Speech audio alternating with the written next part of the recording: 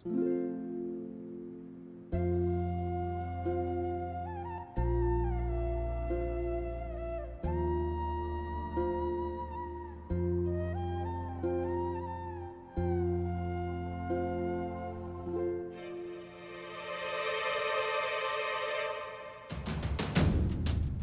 हम सोचती रवा खातिर एगो तोहफा ले ली, तो हम रवा के ई लहंगा देता नहीं कि आज के प्रोग्राम में यही लहंगा पहनब।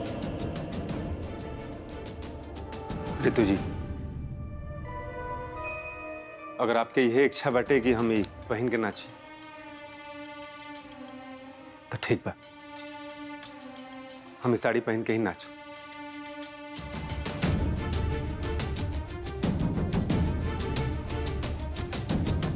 और हम आपसे वादा करते हैं कि हम ऐसा कोनो काम ना करम जेकरा वजह से आपके शर्मिंदगी महसूस होके ना, बल्कि एक दिन ऐसा आई आप देख लें रितु जी कि आप हमारा नाच और हमारा कला पर गौरव महसूस कर, आपके फक्र हुई रितु जी।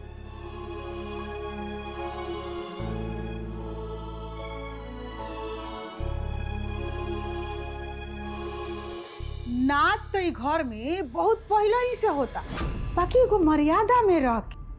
अरे ई घराना तो अच्छा नाच खाती जानल जाला, बाकी मिथिलेश के गली मोहल्ला में पोस्टर देखा लागल बा। आई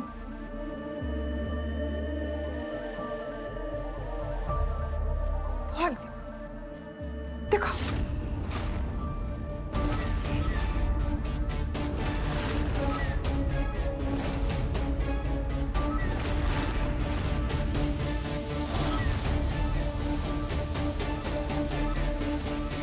बाप रे बाप, बताओ ये पोस्टर इतना अश्लील बा, नाच कितना अश्लील हो। हे भगवान। हे रितु बेटा, तुम ओजा जाए के सोचल छोड़ दा। ओजा कोई ठीक नहीं खे, काजने कैसन कैसन लोग आइल होई, ओजा नीमन घर के बेटी पतो जाई कहीं कुछ हो। ए बेटा हमार बात, तू ओजा मत जा।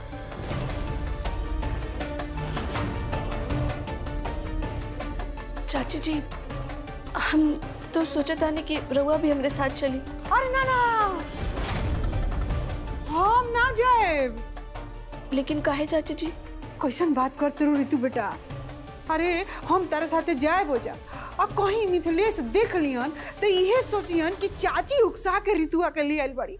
हम ना जाए तारे साथे, हम कहते नहीं बेटा। अरे हम तो ये कहे कि एकरा के नसीब मान के बैठ जा। का कर, ये घर के औरत के नसीब में आंसुए तो लिखल।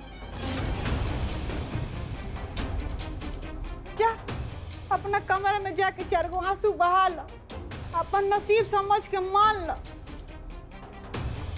ताकि वो जाए के बात मत कह। ठीक बा चाची जी, रवा भले हो जाना चाहिए, बाकी हम हो जा जरूर जाए। आज दूध का दूध और पानी के पानी हो के रहे।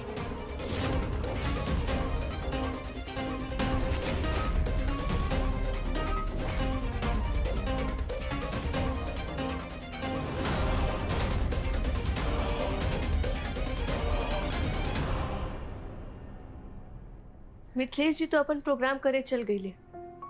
हाँ, और रितु खास बात ई बा कि मिथिलेश आज जहाँ प्रोग्राम करे खातिर गैल बाड़न, वहीं उनकर बाबूजी के जिंदगी के आखिरी नाच। आखिर माँ जी, आखिर वो कबो मिथिलेश जी के नाच गाना करे से रुकनी नहीं की। रितु, ई नाच गाना के प्रथा तो हमनी के कई पीढ़ी से चलल आ रहल बा। रितु, इनमें कुछ गलत नहीं खे। गलत ना माई, बहुत गलत बा। हमरा के तो लागत है कि रवा मिथिलेश जी के नाच गाना करे खातिर यही लिए ना रुकनी ताकि राउर घर के खर्चा चल सके। माई, ये खर्चा और पैसा कमाओ के और भी जरिया बा। ये नाच गाना करे के का जरूरत रहे? काहे नहीं रहुआ मिथिलेश जी के कबो समझेनी कि कोनो ढंग के और इज्जत वाला काम करते नहीं? रहुआ के अंदाजा भी बा कि घर के बाहर के लोग हमरा घर के बारे में का सोचत होंगे? अपन घर में एगो लड़की बिया, ओकरा के बारे में लोग का कहिए? जेकरा के जे बोले के बा बोले दा। हमरा के विश्वास बा हमार मिथिलेश साफ सुथरा नाच करेला, वो कबो गंदा नाच ना कर सकेला। अच्छा, हमारी रहुआ घर में बैठे बैठे कैसे जान गई नहीं कि मिथिलेश जी साफ सुथरा नाचेले? हमरा के अपन बेटा पर पूरा विश्वास बा। माई, एकरा के विश्वास ना अंधविश्वास कहल जाला। हम अपन बेटा के बहुत अच्छी तरह से जाने ली। वो कबो ऐसन कोई काम ना करी जेकरा से हमार नाक कटे और ई घर के इज्जत घटे। बहुत भरोसा बा रहुआ अपन बेटा पे। माँ जी, अगर हम ये साबित कर दे कि राहुल बेटा राहुल भरोसा तोड़ा था, राहुल बेटा साफ सुथरा ना बल्कि अश्लील नाचेला, जे दिन इस साबित हो गए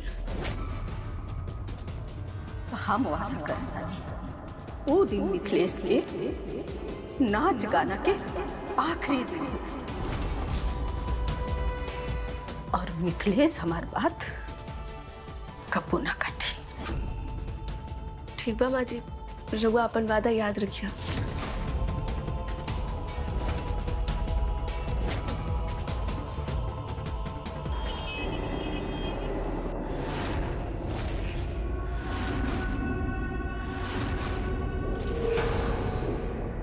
मिथिलेश के फुअड़ नाच के विरोध में आज होकर पूरा घरवाला के सामने मिथिलेश के नहीं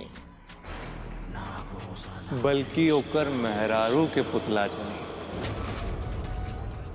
कि औरत होवे के बावजूद भी ऋतु अपन पति के गंदा नाच में ओकर साथ देताड़ी, फुअड़ नाच के बढ़ावा देताड़ी।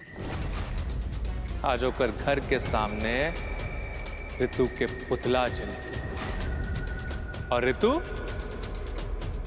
अंदर से चले और हमरा के बहुत मजा आए।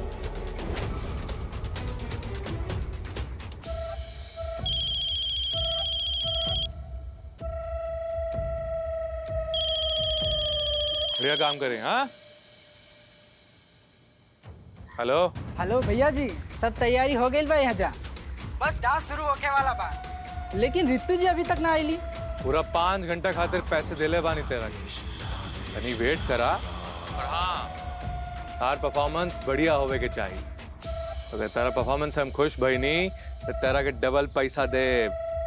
हाँ ठीक बा? ठीक है भैया जी, पर कहाँ बाड़ी ऋतु जी? बस वो आवते हुई हैं।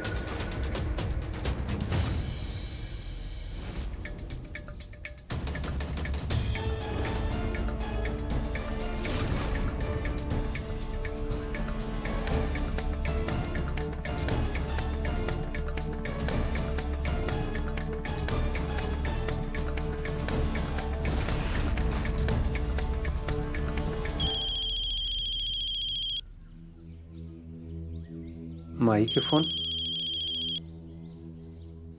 हाँ माई। हाँ मिथिलेश बेटा, ई बखत तू कहाँ बड़ा? माई, हम वही जगह पर बानी जहाँ पर बाबूजी अपन अंतिम कार्यक्रम के रहन। माई, आज हम वही मंच पर अपन कला के प्रदर्शन करे जाते हैं। माई, सच बताई तारा के तो चारों तरफ हमार पोस्टर लगल हो। मैं सैकड़ों लोगन के बीच में अपना के कला के प्रदर्शन करेगा। भाई पता बा माई, आज के दिन हमारा खातिर बहुत खास बा भाई, बहुत खास। मिथिलेश बेटा, हमरा के सच सच बतावा, तू हमरा से कुछ छुपावत तो नहीं खा? ना माई, तारा के ऐसा काहे लगा था कि हम तारा से कुछ छुपावत नहीं? मिथिलेश, ऋतु वही जा गैल बाड़ी तो हर नाच देखे खातिर। हमरा के तो डर लगता वो कहीं कुछ हंगामा ना खड़ा कर दे। और बेटा, वो हमरा के कह के गैल बाड़ी। माँ जी, अगर हम ये साबित कर दे कि राउर बेटा राउर भरोसा तोड़ा था, राउर बेटा साफ सुथरा ना बल्कि अश्लील नाचेला। लेकिन माई, बेटा हमरा के तोहार चिंता हो रहल बा। वो अगर वहाँ कुछ गड़बड़ करी तो तू का करबा बेटा? बेटा आपन ख्याल रखिया।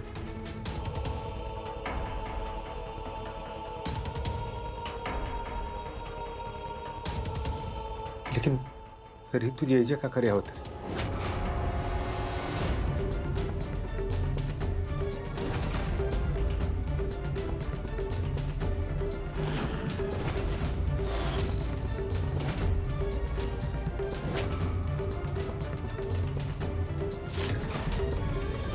अरे अब हो मिथिलेश। अरे ई लौंडा के आगे तो सब लौंडिया फेल हुआ। हाँ भैया, हम सुन ले बानी बहुते गजब के कटीली नचनिया बा। अरे जल्दी आवा, आज तो मजा आ जाई। अरे जल्दी आवा। आ जाओ मितवा। अरे कहाँ बाड़ी? इतना इंतजार कहाँ का था? अरे जल्दी आवा।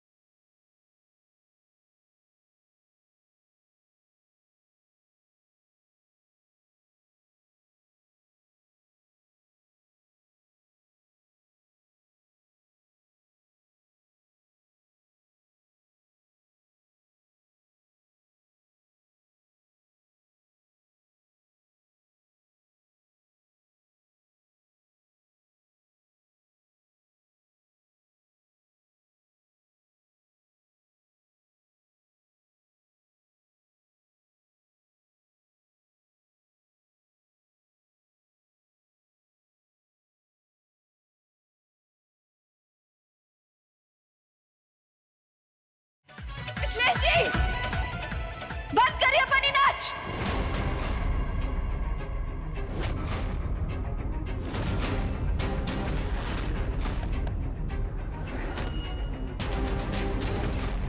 अरे मितवा, तू काय रुकेला? चला नाचा आज जम के। शुरू करा। शुरू करा। शुरू करा। शुरू करा।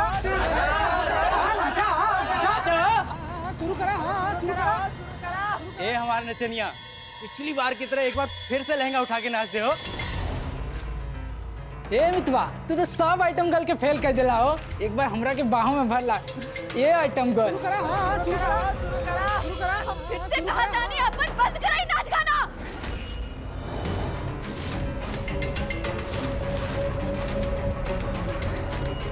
ए मितवा, ये लड़के के कहने पे काहे रुकेला तुम? ई के वाड़ी हमनी के मनोरंजन में टांग अड़ावे वाली।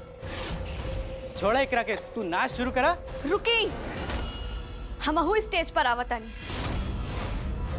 और अपनी घूंघट उठा के सबके बात सुनी कि लोग का कहा था। रउआ संगे खड़ा होके हमहू सबके बात सुनब। रउआ अबहू कहा कि ई नाच गाना गंदा नहीं खे। ओ मैडम, अरे रोका रोका उकरा के। ए मैडम, ई का ड्रामा चला था? हम निजा पैसा देले बानी, और तू के होता हूँ मितवा के रोके वाली? हम मितवा के पत्नी हैं, अभागिन पत्नी।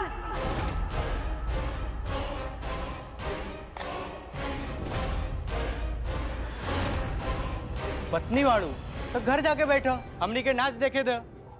ए मितवा, भगावा एकरा के।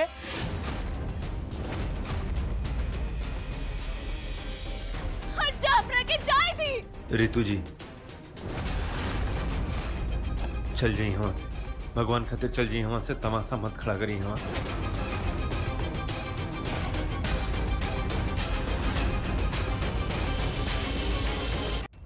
हट जा, हमरा के जाए दी।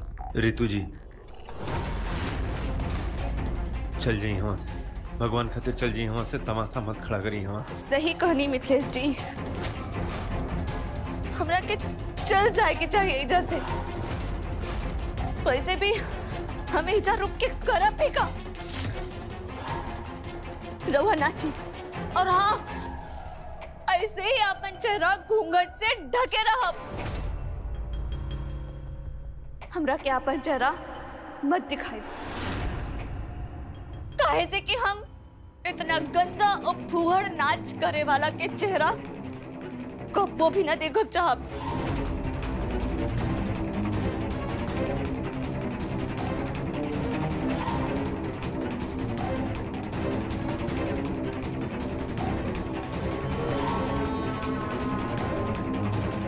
अरे वो नाच काहे के नाच जौन गंदा ना होई के?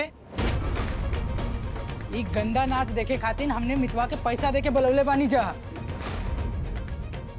जियो मितवा जियो, का गजब नाचला, अभी तक मन ना भरल, एक बार और नाचा ना। तोहार मेहरारू आयल और भाषण दे के गई। ऊके वाली नाच रुकावे वाली, चलो फिर से शुरू करो, नाचो।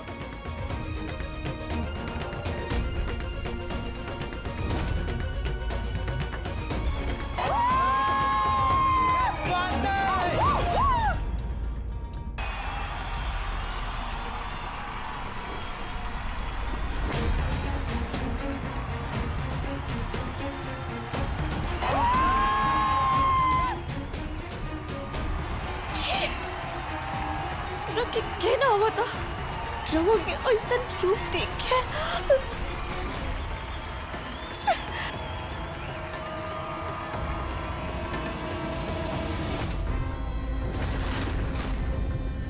मान गली यार, तू गजब की मिमिक्री करेला, एकदम मितवा के आवाज देला। ये सब छोड़ा, तू सब लोग अपन काम कर।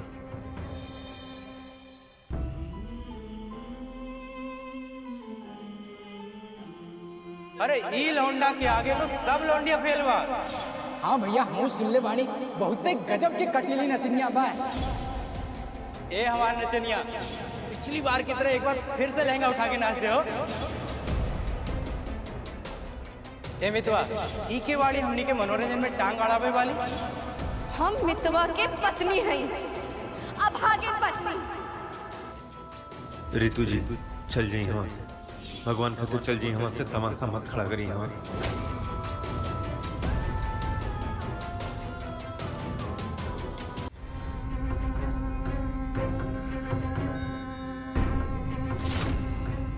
नचनिया की दुल्हनिया बाहर निकला। अंदर कहाँ ढुकल बाड़ू? बाहर आके मुंह दिखाओ अपन। रितु मुर्दाबाद मुर्दाबाद मुर्दाबाद मुर्दाबाद। नचनिया की दुल्हनिया मुर्दाबाद मुर्दाबाद मुर्दाबाद। बाहरी इतना गला फाड़ फाड़ के चिल्लाता हो?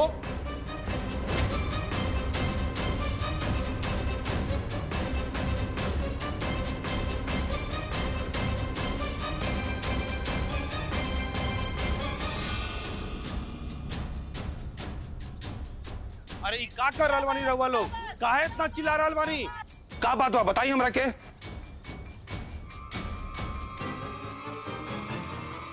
अरे अरे रुकी रुकी,